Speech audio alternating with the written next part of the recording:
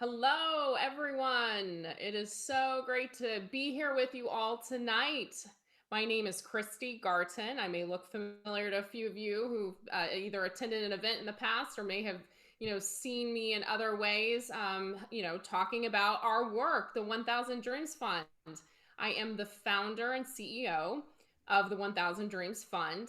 As you all probably know, our focus, we're a nonprofit, national nonprofit focused on funding the dreams of talented young women here in the United States across a variety of dreams. I am so excited to welcome you tonight to a very special event. It's a fireside chat.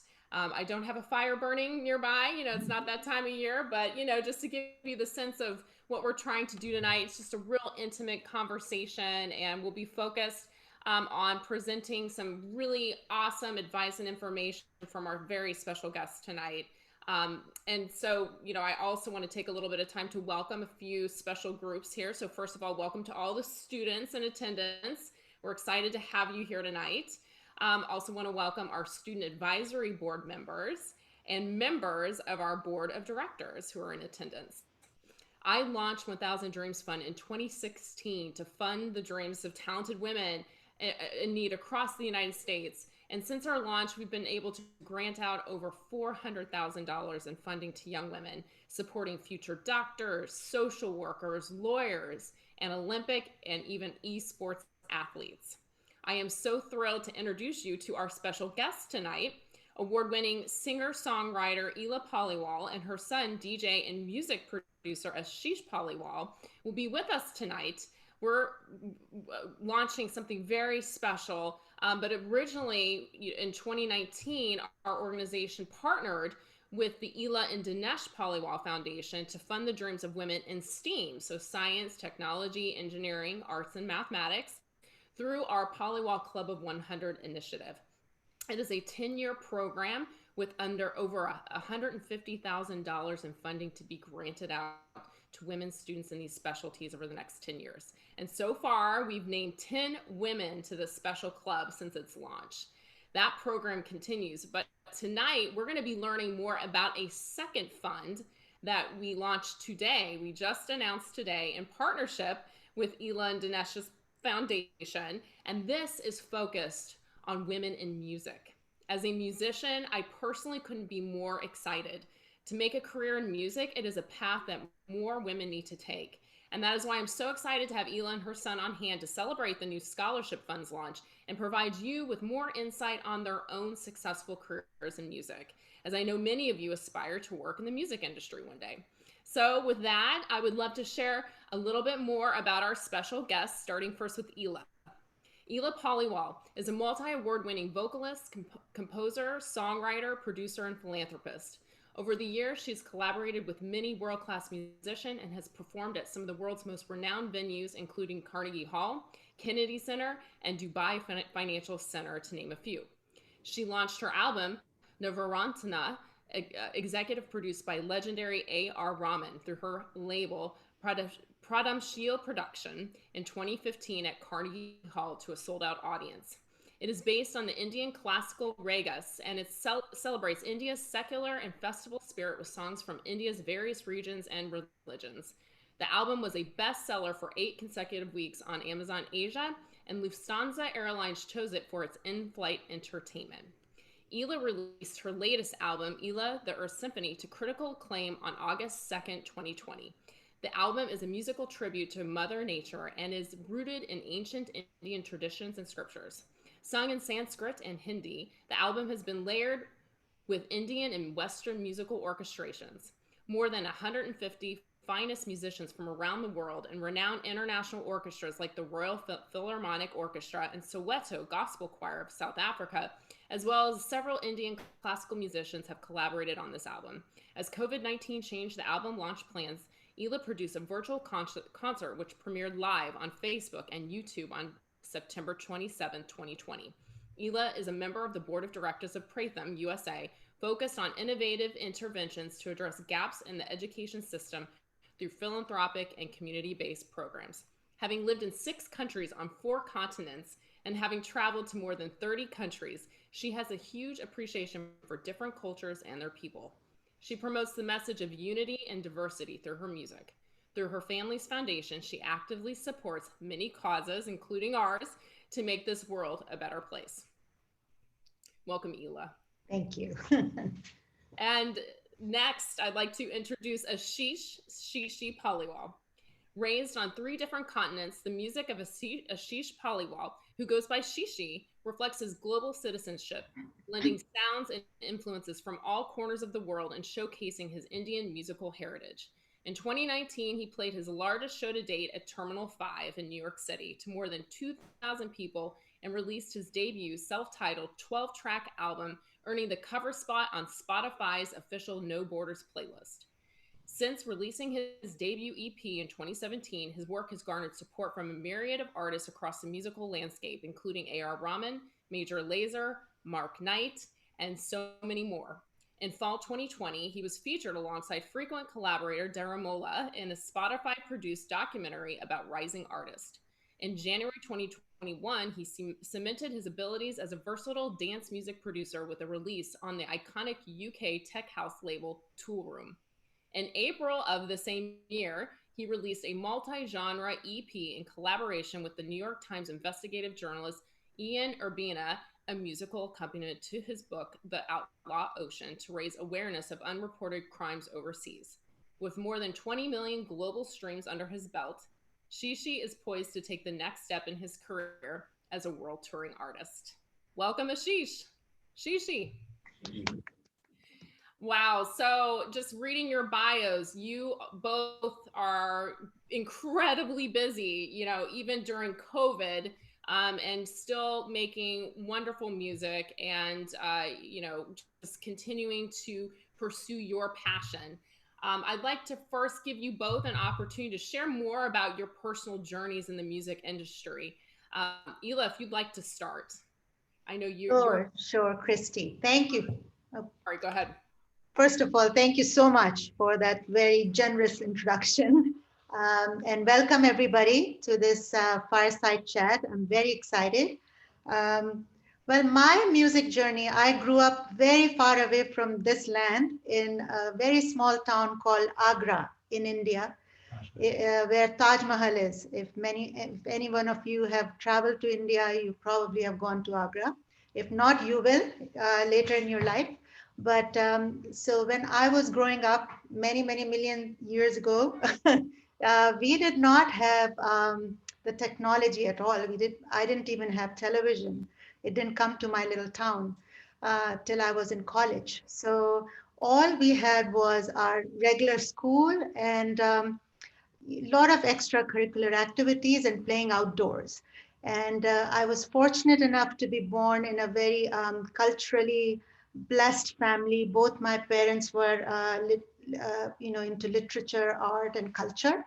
So they both provided me a very beautiful atmosphere at home, and I had access to lessons in painting, in dancing, uh, instrumental learning, and vocal music. So that's how my journey started. And as I started growing older, we would have Indian classical music concert. They would last whole night. So I will go with my parents to those concerts, and I didn't really understand much because classical music, whether it's Indian or Western, is it's quite a lot for a little girl to take or any child to take in the beginning. But I think it just seeped into me, like it just got into my soul, literally. Even if I fell asleep listening to it. But as I started growing up, my interest was, diverted more towards vocal music, and I started learning from amazing gurus. I was very fortunate to learn from very wonderful guru there, and he developed me, he nurtured me, and that's how my journey started. And I just fell in love with music. I couldn't live without it. Yeah. You got into your soul early Yeah. on. Mm-hmm. Yes, and I also heard the importance. Our organization talks a lot about the importance of mentorship. It sounds like you had some great mentors along the way. Yeah, absolutely. Wonderful. Ashish, how about you? What's been your musical journey? What's Yeah, that? thanks for having me, and thanks everybody for being here. Um, so what was seeping into my soul in my childhood was a lot of the Indian classical music that I was subconsciously being exposed to at a super young age. Just my mom being in the house and singing, and some of my earliest memories are just even going and seeing some of her concerts. Um, but I started taking violin lessons pretty young, pretty early in life, and really grateful that my mom, uh, enrolled me in them and just really kept me honest, going to lessons and practicing and playing in orchestras and recitals. And so I excelled at that pretty quickly. And once I got to high school, I sort of started getting bored just playing like compositions that were written 200 years ago, and wanted to experiment and be more creative and improvise. And I also noticed around that age that the girls in my school really cared about the boys that were playing guitar rather than the boys that were playing violin. So as a shy, teenager at that age, I was like, okay, like, let me see if I could maybe like pick up the guitar here. And that really started a love affair with the guitar that occurred throughout my entire teenage years. And I was just obsessed. Like my dad got me a few Led Zeppelin albums, my favorite classic rock band. And I would just literally sit in my room for hours and just learn all the guitar solos by ear and learn how to play all the songs, and eventually started writing my own songs, which were terrible at the time, but yeah, like just in my room. And the way that I think I kind of made that jump from guitar to music production and electronic music production, honestly, is because I was a pretty shy kid, and music for me was a really personal experience, and it wasn't something I was necessarily comfortable collaborating with people on at the time. So I remember getting GarageBand and just being so excited that I didn't need to talk to anyone, and I could just literally stay in my room and make all the music myself. And that kind of got me into production. And as I got older and went to college, I started getting more into hip hop and dance music. And yeah, fast forward to now, that's more what I do. That's more the style. But looking back, I think all of those steps have really influenced like everything from listening to my mother's music, and how I incorporate Indian styles into my music, and the classical background and how that's affected me melodically as an artist. So yeah, it's been a wild and wacky journey for sure. Ah, I love it. By the way, my favorite classic rock band is Led Zeppelin, so we have a We're lot the in common. best. Yeah, that's great. Well, my next question was who influenced your career paths and your goals? So, Ashish, you did mention your mother, which I actually kind of was going to hint him, but yes, having that in the house, your mother and her talent, hearing that daily and going to those concerts, I can't imagine, how awesome that would have been to see that as your part of your journey. Have there been any other influences for you? And then Eli, I'd love to hear your influences as well. Yeah, for sure. It's funny because, at that age, I didn't really appreciate it in the way that I do now. Like I was just like so young. I didn't even really have a context for it or anything like that. But yeah, I mean, I'm so passionate about how rich the musical heritage in India is. And so that was a huge influence. And in addition to that, Diplo is probably like my biggest influence. He's a producer and DJ, and he started a project called Major Lazer, and his whole career has been built around going to these kind of underrepresented cultures all over the world and packaging their music in a way that can make it accessible for a larger audience. And to me, I'm just so passionate about doing that, not only with Indian music, but with all different types of music, because it's such a cliche, but it is such a universal language. So I think any artist that is blending things that are from different worlds is always super inspirational to me, and even beyond music, in any medium. So Absolutely.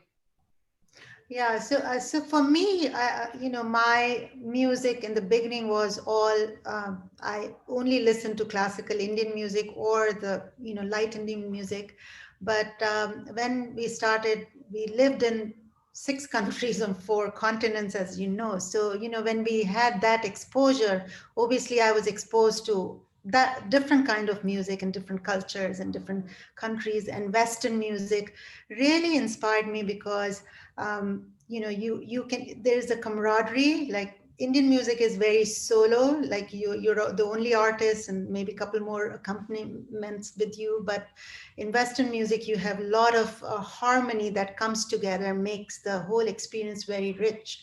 So, and then since we lived in so many cultures and countries and appreciated, what people have to bring in, and inherently every human being wants the same thing from life: happiness, love from each other. So I think musicians who have been able to do that, like A.R. Rahman is one example, and Quincy Jones is another example. They both have been able to bring that human part into their music. So I think those were my inspiration as well. So our music is inspired by different culture and uh, you know and philosophy of appreciating diversity and bringing people together.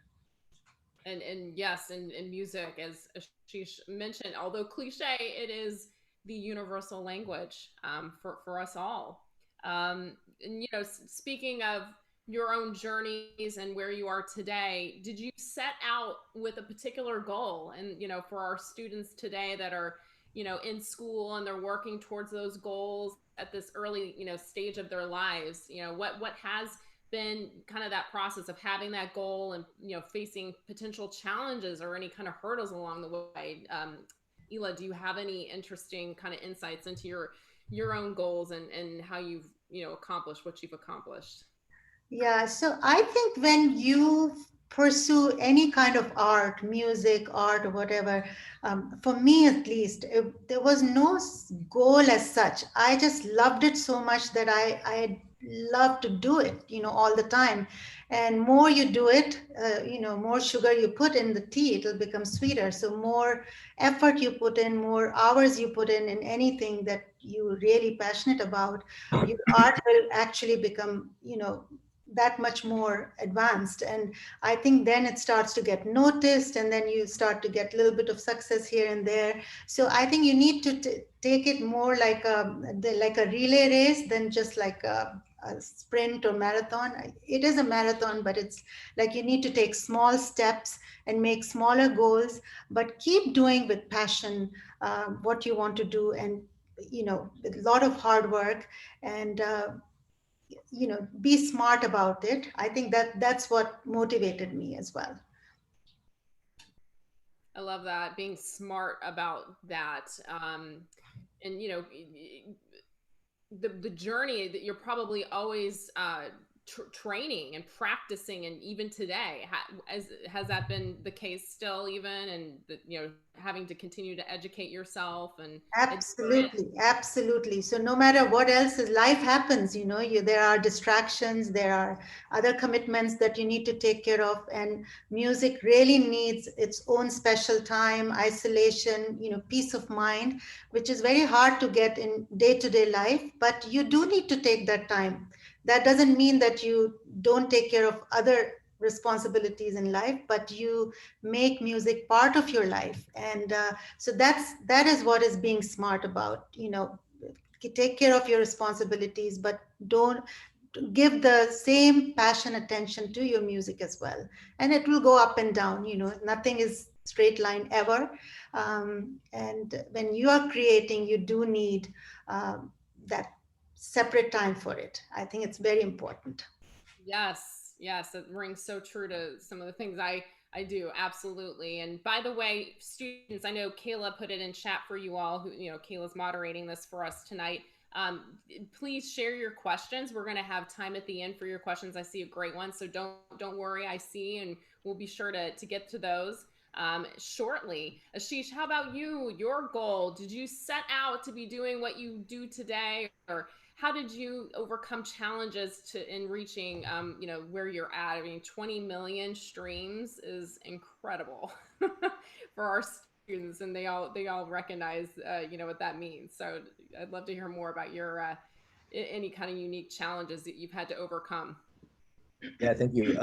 Yeah, goals are, I really agree with a lot of what my mom said. Goals are funny things because so I'll just say my goal from the start was to not have to have a another job and just be able to be making enough money from music that I could live off of it. And then I achieved that, but it's like you set a goal and then you achieve it, and then it's like it's just human nature to want more. And it's like, well, I could be making more money, or what if I set this goal? And so that was my initial goal, and having reached that and then seeing how my brain wants to immediately think bigger and bigger and bigger. I've sort of adjusted the way I think about goals now, which is I still think it's important to have them, but more so as a North Star that informs how you're spending each day. So what I mean by that is like the goals that I have now, I use them as a tool to then reverse engineer, like, okay, if I want to achieve that, what should I be doing today when I wake up for the next, 14 hours that I'm awake or whatever, to get closer to that goal? And then am I enjoying that process? And if I'm not enjoying that process, then that's not the right goal, even if it seems like it would be awesome to achieve. So I think that's kind of the way that I've restructured the way that I think about goals. Because I just think it's just human nature that you're going to achieve something and then it's like, you'll be satisfied for like 2 seconds, then you'll want something else. So, yeah. I love that. And I think it's so relevant to our students. I mean, a lot of our programs, we actually encourage students to create an action plan. You get a grant. What are you going to do with those funds over the course of a year, and working backwards from that, and how important those steps are. But I also think, your point about, is it fulfilling? Is it making me happy? Because I think that's a super valid question to pose to yourself along that journey, because, perhaps maybe that initial goal you had in mind isn't necessarily the right one for you. So I think it's always important to have that period of self-reflection as well during that process. So thank you for sharing that. I'd love to hear from you both. What's been your most memorable moment in music so far? Your bios are incredible. You've done some really awesome things and worked with some incredible people. What stands out for you? Aasheesh, you want to go for, or maybe I can go first. Yeah. So for me, I think, I never dreamt that I would be performing in all these venues that I did. And as I said, I just did my work and things started happening. And, I took advantage of every opportunity. So that's important. You need to know when not to let go the opportunity. That's very important. So when I got the chance to perform at the Carnegie Hall, launch my first album at the Carnegie Hall, I couldn't believe it. I said, "Oh my God, this was incredible!" And that too, my mentor and the executive producer A.R. Rahman flew all the way from India, and he was in the audience, and he was during the rehearsal with us. So seeing that in front of me and performing in the Carnegie Hall with very beautiful Western orchestra, Salome Orchestra, and Indian musicians, I thought that would be my most memorable moment so far. I don't know what life will bring next, but that was very, very special for me. Oh my goodness. That would have been amazing to see. Did you have a moment where like you just got goosebumps, like, wow, I can't believe this is happening? Yes, absolutely. Not just one goosebump, many, many for a long time. Yeah. ShiShi, how about you? For me, it's, I don't know if there's just one, but it's always when I get a message from someone telling me about how one of the songs that I made has positively affected their life. One of my songs, a couple people like got married to. It was like their like walkout song, which was like just mind blowing. And then I remember one girl like messaged me on Instagram and was just telling me how she was like having the worst week of her life. And then she found one of my songs and she was listening to it on repeat. And she was like, this is like keeping me going right now. And that kind of stuff for me is more meaningful than any of the like external achievement kind of things, just because that's essentially the reason I wanted to be an artist, because I know what it's like to have a song do that for me and take me out of a really bad place and make me feel like I can do anything. So that's always my goal with my music. Like, obviously there's a self-indulgent part to it where I just enjoy making it, but when it can have that impact on someone else, then it's like, I just feel like I'm spending my life the right way. So that's basically any of those kinds of moments for me. Yeah. That's such a great point. And I mean, how incredible these social media tools are to be, to have access to you, somebody who listens to your music and be able to even just reach out to you and share that. I would imagine that inspires you, as you go further into your career. Yeah. For you both, and by the way, everyone, I've got kind of some themes tonight. So our first theme, we're kind of, in the middle of right now, is just learning more about their personal journeys in music. So my last question along that line is, what do you love most about what you do? Aasheesh, would you like to start? Maybe Aasheesh, you can go first. Yeah. Yeah, sure. What I love most about what I do is just the fact that, I mean, it's going to sound a little simplistic, but just the fact that I get to create my favorite thing in the world. Like, music is literally my favorite thing in the world. And I get to just wake up and do it. Like, I have 2 ears and 2 eyes and 2 hands, and I can use those to create my favorite thing in the world. And when you're in the studio, I don't know how many artists are out there, but when you're in the studio and you have an idea that just gives you that wave of inspiration, those are like the best moments of my life. So yeah, for me, I think music is just it makes me a better person and puts me at the right spot, frame of mind.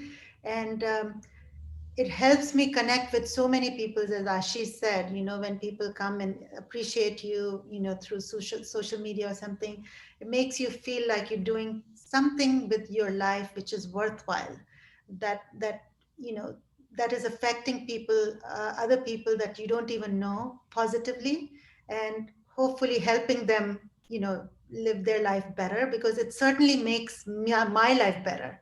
So I think that's what I love about it. And creating is always, it's a joy to create anything, but any creative process is really a blessing. So to be able to do that is wonderful. Absolutely. For any of those, students out there who are wanting to be artists, and this is why you stay with it, right? Because like, I can imagine there's those times where it can be challenging. And, to shift to my next theme tonight, really focused on finding success, and, how do you turn that passion as a student and dream of being a performer, if that is your goal, into actual success. At the end of the day, it is a business. And so for ILA and Aasheesh, what has been key to your success as a creator, but also recognizing, it is a business, and, this is a music industry. And, have there been times, for instance, where your creative goals have had to take a back seat to business goals or business challenges? And so, how have you navigated those moments? Aasheesh, you want to go first? Yeah, sure. So I kind of heard 2 questions in there. So the first one was about, creative goals taking a backseat. And I can say for myself, I'm 31, and the earlier question when I said I wanted to do this as a living and not have a job, I have had to have jobs, then I quit a job, then I had to get another job because I quit too early. So it definitely was not a glamorous, just upwards trajectory. And so I think just, making sure that you can put yourself in a comfortable position where, like my mom was saying earlier, it's so important to have space to create. And, I'm not, everybody's different, but I know for myself, if I'm financially not okay and stressed about that stuff, it's not really the best headspace to be able to create from. So I know for myself, it was really important to be smart financially and take a backseat to that part of myself that just wanted to run for it and do the Hollywood dream story kind of thing. And the second question that I heard in there was how, just advice to get that success. And the biggest thing that I would stress for aspiring artists specifically is really doing your best to hone in on what makes you unique and what makes you stand out from all the other artists out there. Because honestly, that will make everything else easier. You'll be more excited to market your stuff if you really believe in it and if it's an authentic expression of you. Whereas, if you are trying to play a game or you're like, oh, this style is popular, let me copy that. Not that there's anything wrong with having influences, but it's very easy to get your art diluted. And I think especially now with social media and how connected we are, it's a beautiful thing. But I know for me, it's been really beneficial to consciously take time to shut all of that stuff out and really do that introspective work to figure out, what am I actually trying to say as an artist, and what about me is unique that's going to connect with people? Because there's 7-8 billion people now on Earth. And if you're being authentic and you're getting your message out there, you're going to have a tribe of people that feel that. So great advice. Yeah. How about you? Yeah, I agree with Aasheesh, what he said. I think it's great to be very creative, but I would actually take a line from my dear friend who founded Under Armour company. He says, make a great product, but tell a great story also. So I think in that order, first of all, you need to be very passionate, hardworking, and really immersed in your creative process. But once you have that creativity, then learn how to talk about it, how to market it. And that's something I really didn't do with my first album. It was great, and it did very well, but I never marketed it. But I learned that lesson from the second time, that you do need to tell the story. Don't be shy about it. And second point, you need to be very smart with money. You need to make sure you manage your money. Don't let other people tell you what. Learn about it. Learn about the business of music.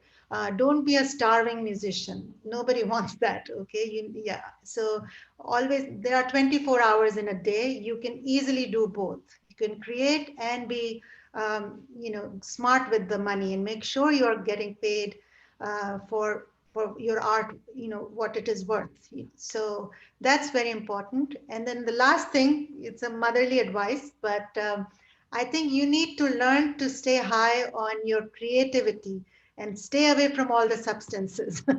You don't need to be high on anything else but your music. I know I'm motherly right here. I love it. Stay high on your creativity. Yeah, exactly. You might use that one on social media. I mean, it applies to life, not just right in the creative art space, but yeah. Because we know so many talented people have been destroyed because of that one thing. So, just be happy with your creative process, and you will be high on your process. I know. Yes. Well, that's an interesting point. The fact, within the creative space and music in particular, you have these stories of, very sad stories of, incredibly talented individuals just, succumbing to, unfortunately, an addiction. I can imagine how stressful it can be. I'm not a professional musician, but, having to constantly create and live up to that last successful album that you put out, and all those expectations that come with that. Yeah. I'm curious, Ila, for you talked about the first versus second album. How have you dealt with maybe those moments of, self-doubt, or the stress of having to continue to put out amazing creations? Yeah, I think it is very stressful. Music, as much pleasure as it gives to you and to your audience, but the creative process does get successful. It's not very glamorous. You need to listen to it many times, thousands of times each recording, to make sure when it goes to audience, it's not hurting them, they're enjoying it. So that's a process. So and it's frustrating. You need to, when you get frustrated, just get away from that space, do something else, work out, get your edge off, and then come back to it. And I think that's how I manage my thing. I always work out. I take care of my health first, physical health, and also mental health, and then go back to it. That's, for me, thankfully, that's my solution for that. Aasheesh, anything you? Yeah, no, I couldn't agree with more with everything that my mom just said. And like, I just also want to add that, I think a lot of people that get into music, especially artists, that we are inherently very sensitive people, like emotionally. That's why we want to make art, because we're more sensitive in many ways, and we're affected by it to such a degree that we want to make it. And we actually have the audacity to believe that we can make great music, which is amazing. Talent. Yeah, for sure. And so I think I think a lot of artists, in my experience, the reason that maybe you see in this industry more than others, artists developing addictions and things, is because they have that sensitivity and that oversensitivity, and they don't necessarily have the tools to deal with it. Like all the things my mom was saying, working out, for me, meditation has been huge. Just the ability to have a relationship with my own thoughts and emotions and not be so identified with them. Just to sit in silence for 5 minutes and just scan and say, what is the story that I'm telling myself right now? Is it true? Is it true that if this song doesn't succeed, that I'm a failure? And it's very, very simple to just rationally ask yourself that question. And then the answer is obviously going to be no. And so I think that's really powerful. And just being really patient and kind with yourself and reminding yourself that your self-worth as a human being is a birthright, and it's not inherently tied to whether you're successful or how many people listen to your music. And the fact that you're just trying to create something is such a celebration of the human being that you are already. And that's enough. Everything else is a bonus on top of that. So. Yeah, I mean, the ability to complete a project, get to the end of it, and have something to say, that in itself is such a huge accomplishment. I think that's such an important point for any of our students that are actually looking to make music and produce. When we connected to prepare for it tonight, we talked about technology. Whether that's helped with some of these challenges we've just talked about, or maybe how it's helped your career flourish. Ashish, you said that technology has been very important to you. Yeah, definitely. I mean, I'm an electronic producer, so I wouldn't have a career without technology. I'm not good enough with playing instruments. So it's been super, super helpful for me. And, even for collaborating with people, the ability to just send stems back and forth. And even tools like Instagram and Facebook, I definitely think you got to be careful with and make sure that you're using them and they're not using you. But even those tools, the ability to get your fans out to so many people, or that you can just upload a song onto Spotify and anyone could hear it. I mean, that's an amazing time we're living in. So technology has been huge. And I think it's just about having a conscious relationship with it and making sure that, like I said earlier, that you're using it and it's not using you. Great points. ILA, how about for you? Has technology impacted at all your, what you've been able to accomplish in music? Yes, I mean, I would say yes, and a little bit of no. I will tell yes first because last year when I was launching my album, I was all set to launch at the Kennedy Center in Washington, D.C., and then COVID happened. And suddenly we didn't know what to do. Everything was like a doom, no guidance. But because of technology, I was able to connect with my musicians in Africa, in Europe, in India, in America, and we brainstormed and we put together this virtual concert, which so many people watched. I think last I saw was close to 300,000 people have watched that video. So on my YouTube channel. So I think that in that sense, it was amazing. It was amazing because we were able to bring out the music at the time when people really needed some positivity and some distraction. And so many people, it reached. But it also takes away, for me at least, it takes away the joy of interacting with the live audience. So instead of 300,000, I would have loved to do 3,000 in Carnegie Hall or 2,000 in Kennedy Center. Different people, because you exchange that positive energy, and that brings out more creative juices and more validation to you. And I think at this point, I really wait for the time when we can really go to a concert, attend, and perform live. So, but even there, technology helps a lot with all the stage props that you have these days. It's such an immersive, beautiful experience. So technology has been great, but I'm longing for live concerts. I am too. Fingers crossed, Fingers crossed, open yes. more up.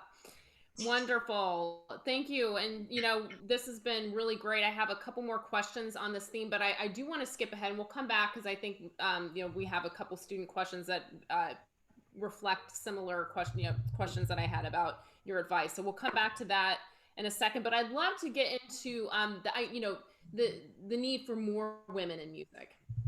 And so I, just in doing some research in advance of the launch of this new scholarship fund, found some pretty interesting statistics. I mean, there's a lot more out there, but just quickly for our students here, in 2020, only 20% of artists featured in songs that made the top 100 charts were women. That's up, but 20%. Also, women held only almost 2.6, almost 3% Negligible. of all producing positions across the Billboard Hot 100 songs. So, obviously the state of women in music could use a lot of help. Our fund is intended to be a resource in helping women accomplish their goals so they can continue to succeed and, be a part of the advancement of women in music. I'd love to hear from ILA and Aasheesh. How do you think women, could be helped more to advance? What can we do as a society to help support women in music? And Aasheesh, I remember during our call prior to this, you were mentioning that you're seeing more women producers coming to the forefront in the past year, which is awesome to hear. So maybe I'd love to maybe start with that note that you mentioned, and curious, like, what's driving that change? Is there something there that we can learn, from what you're seeing? Oh man, yeah. I mean, first of all, like, you guys, by guys, you guys, I mean women, like all of you women on this call are like amazing. Like, I mean, just every time I work with a woman, I'm just like, you guys are just so talented and like so intuitive. Not to say that men aren't, but it's just like, yeah, I feel really actually good about the future of all of this, because first of all, things like this are a huge help. So the short answer, the easy answer is just doing more things like what you're doing, Christine, and all that. But in my world of electronic music, for so long, it was like a male dominated thing. Like the DJs were always male, the producers were male, and production specifically, for whatever reason, like the engineering technical side has been very dominated by males. But I know that in the electronic world, in the EDM space, there's so many women starting labels and producing like hits, and they're like bosses, like they're starting labels and like putting on men, like less experienced male artists.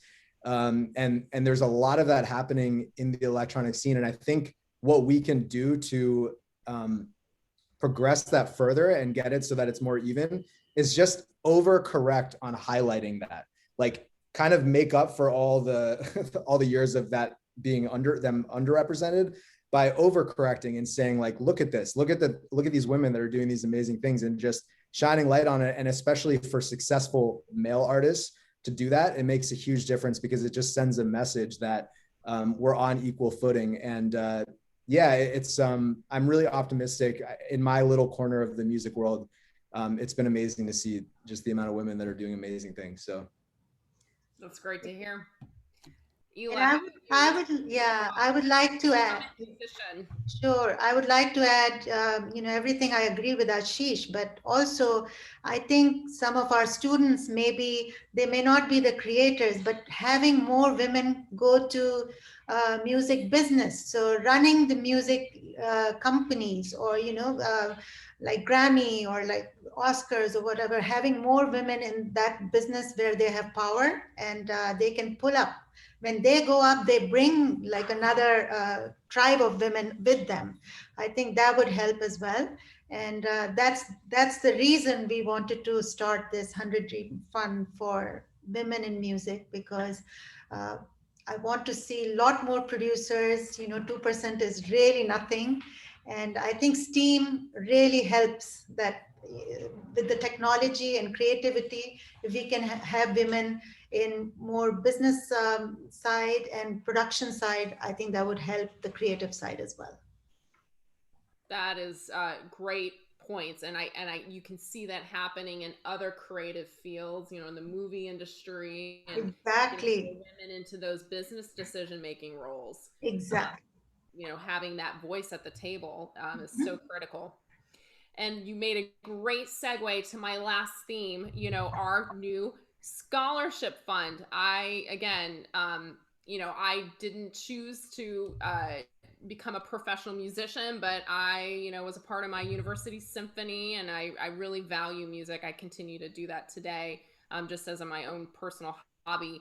Had this been in place, wow, this new scholars program, just to tell everyone again, today we announced the Paliwal Club of 100 Music Scholars Program. This is a new fund for us, and it will help women in music accelerate their progress towards their career goals while in school and ease the transition into the workforce. For the next 10 years, in partnership with ILA and the Dinesh Paliwal Foundation, the fund will award 4 annual grants of $2,000 each.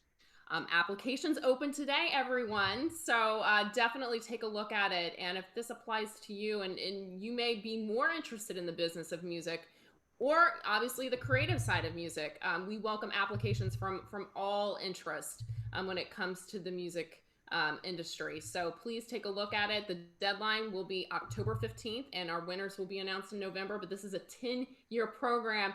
Ela, we're so excited about this. And you mentioned, these stats and just the state of women in music, and how that inspired your commitment to this. And I would also love to hear your thoughts on, what is your hope for this program as it grows over the next decade? Well, my hope is that the students who are listening and who would apply to these scholarships and get them, they will make very good use of it and end up somewhere in a decision-making seat and bring another tribe of women. And hopefully by the time we talk, like 10 years later when we talk, the percentage would be 40%, if not 50% in each field. Creative, decision-making, and production. I love it. Fantastic. Yeah, and just any advice for applicants? We'll be kind of working in consultation to make our decisions. Do you have any advice for applicants in terms of how they can stand out? Aasheesh. So I'll just speak from an artist perspective. Just going back to the being unique is so key, just really take the time to figure out what is undeniably amazing about you as an artist. And then just don't be shy to share that, because if you can recognize it, then the world's looking for it. So that would be my advice from the artist side. Love it. You know what? That applies to really kind of all of our programs. When you have a bunch of applicants, you absolutely have to figure out what makes your story unique and that dream of yours so unique, and how, this grant can help you take that next big step towards your dream. So that's great advice. With that, we're going to give our students a chance to have their questions answered. So we're going to draw from a couple different questions that came in. And actually, Asheesh, we have one from a student here that she says she has over 17 years of vocal and instrumental experience with continuous achievements in competition and performance. She's finally going to be able to get a guitar in about 2 weeks after waiting for so many years. That's a huge cost. So congratulations. By the way, you can use our scholarship fund for instruments purchases. Do you have any key tips for when I start acoustic guitar, she asked, and singing with it? I'm thinking of starting with R&B and some Korean R&B. I'm a Korean American. Thank you. And her name is Kara Cha. Amazing. Thanks for the question, Kara. So I would say, well, it sounds like you're an amazing singer based on, I'm just reading the question again. Yeah. So that's a great basis to start from. And I would say if you're picking up the guitar, I don't know if you're trying to eventually start making your own music, your own R&B style music, but what I would say is just find the records, the songs that inspire you the most in R&B and Korean R&B, and just learn them. Just learn them on the guitar. And it sounds like you have half of that already good to go with your voice.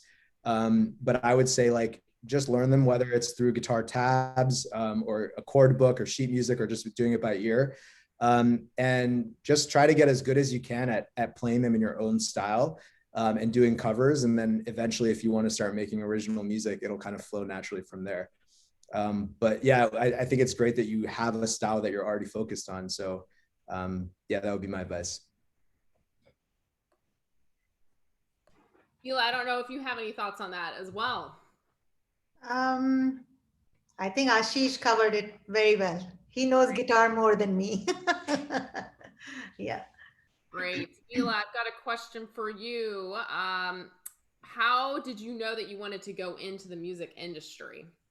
Was there a moment when it was kind of like aha, light went off, like this is gonna work? I can make a career out of this. Um, no, as I told you, the small town I grew in, we didn't have too many opportunities of, you just had your education and some, music was my extracurricular activity. But when I started enjoying it so much, I started immersing myself and things started happening, so that's when I said, okay, maybe that's what my calling is. I should just pursue that because that's what I'm good at it, and I can make an impact. So that's how it worked for me. I think I didn't think of it as a career in the beginning, but yeah. Thank you. I just want to add to that my mom also was full time doing the hardest job on earth, which was raising me and my sister for still basically. So she had a lot on her plate. So we women are busy. Our mom's job is never done, right? That is so true. Yeah. Your day's over, when the clock stops, and then nope, you got more for those students that weren't aware. But yes, and it's a wonderful job. You're right. Like I wouldn't trade it for the world, but yes, it makes a very full day. Mm-hmm. I have another question for you both. What platforms do you use to host your music, and where can we as an audience member listen to your projects? From Himlata. Oh. Himlata is from Mathura, India. Oh, Mathura is very close to my hometown. What's the name? I didn't see the name. What's the name of? Himlata. Hemlata. Okay. Hi, Hemlata. Yeah. So you can go to Spotify, YouTube, and Amazon Music, Apple Music. You'll find my albums there. Aasheesh. Yeah, same here. Spotify is definitely my biggest presence, but YouTube, Spotify. And yeah, on Spotify, if you follow either of us, then you'll get notified whenever we put out new stuff. So yeah. Good to There's that technology again. Right. I know. Connecting people. Yeah. I love it. And speaking of, just where they can find your projects, what is a new project you might be working on? Do you want to give us a little sneak peek? Yes, I do have a new project that I actually was working before my last project, which I do want to get started. I mean, it's a continuation, but I need to put a little more time to it. And I'm hoping for this COVID to end so I can meet with my fellow musicians and we can brainstorm. It's okay if you have to Zoom and talk to people, but I think nothing beats being in the recording room with the whole group, so that's very difficult not to do. So yes, I am working on a project which would also deal with human emotion and very universal theme. So that much I'll tell. Thank you. A little sneak peek there. Yeah. Aasheesh, how about you? Yeah, this is actually the first time I'm saying this out loud, so this is like the world exclusive here. But I'm working on I have a record coming out in July with another artist who actually lives in Finland, which is super random. And it's an Indian inspired record. We worked with a Carnatic Indian vocalist, and it's like an electronic track. So that's going to be coming out in July. So you guys can look out for that. And yeah, I guess that's I'll let the music do the rest of the talking. Oh, that's fantastic. That sounds really cool. And just, hearing you both, how important collaboration has been, to your musical journeys. Anything around that, just in terms of the importance of, collaborators, whether creatively or business wise, any advice on how to do that successfully? I'm sure that's a big part. Sometimes you have creative differences. That can be a challenge, I'm sure. Yeah, I mean, creative differences. I mean, for me, when I was doing both my albums, specifically the last album, I had such diverse musicians from Africa, from UK, and there were creative challenges, and we did butt heads and all. But ultimately, music is a wonderful language, and everything kind of resolves by itself within those seven notes. But collaboration is very important because you do learn from each other and you do get a lot of creative energy from different styles and different. So you're not like in a tunnel vision. I think it's important to experience and experiment, but I think you still need to keep your own sound intact because that's your sound of your soul, and that's how you are recognized. So that's important, but collaborations are fun and necessary. Yeah, That's and I would just add to that too. There's a great quote by Keith Richards, is the guitarist for the Rolling Stones, and he said once that all the great songs are just out there floating in the air, and they just find a human to be expressed through. So it's not like the humans coming up with it, and I love that because it really takes the ego out of it and makes it about the art.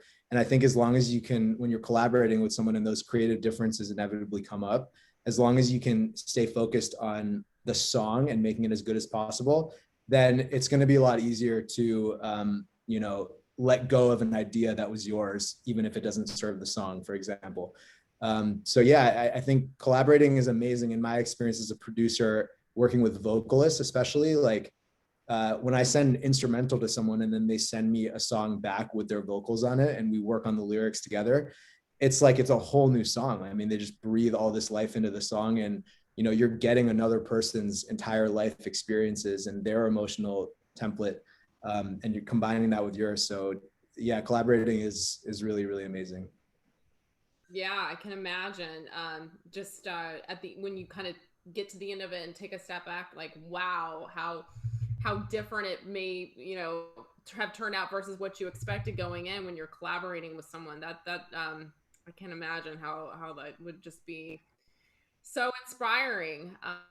Yeah, no, I'm just sitting here. I'm like, wow, this is great. I could continue talking to you both. Oh, but I'm looking at the time and we've only got a few more minutes. So I do have one final question for you both. Is there any last piece of advice you'd like to leave our students tonight? Either those who are creators or who want to work in the business of music. Any advice for them? Last piece of advice. We go. Yeah, so for music, passion, hard work, and resilience. Resilience has to be like um, three times more because you will always have peaks and valleys and you need to get up and shake yourself and create again, but also be very, very smart about business of music, and don't be a starving artist. Make sure you're making money and make sure you're otherwise you will get depressed, you will get into that wrong space in your head, and that's not good. You need to have fun, but be smart about the money part. Yes, that's my advice. Yeah, I think mine is just to unconditionally love and accept yourself, because like my mom was saying, it's can be a tough industry, and like we're not selling like socks here, like we're selling stuff that's like coming out of our soul, so it can be very personal. Nothing against people that sell socks, but so I would just say, like, really, really try to treat yourself like you're your best friend. And like when you're having a bad time or not feeling good, just remember, like, how would my friend talk to me? Would they beat up on me, or would they just be an endless unconditional reservoir of support?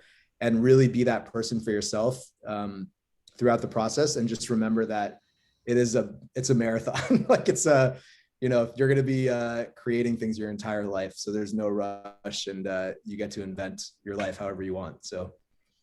Wow, great words of advice. Life is a journey, and careers are that as well. And I think, as you were just saying, music really is just a lifelong commitment, and especially if you make that your career, but how fulfilling that is. So thank you to ILA and Aasheesh, to you both tonight, for being a part of this fireside chat with 1000 Dreams Fund. We're so thrilled to be working with your family on our new scholarship fund for music scholars. So all of you music women in this audience tonight, if you're interested in applying to that, go to our website, 1000dreamsfund.org, or find us on social media, 1000 Dreams Fund. You'll see plenty of announcements about that. We're thrilled about this program, but ILA, Aasheesh, we couldn't be doing it without your family and your commitment. So thank you so much, and for being a part of this tonight. Wonderful, very excited, and all the very best to all the applicants. And we wish you nothing but the best. And we want to see you, in 10 years on the helm of music industry. Absolutely. Great. Wonderful. And to everyone who joined tonight, thank you for tuning in. And we really appreciate, your questions that came in. And yes, we wish you guys the best. And we'll see you at our next, hopefully, event that we do virtually. This has been so fun tonight. So thank you again to everyone. Have a wonderful evening. Thank you, guys. Bye-bye. Take care. Bye. God bless.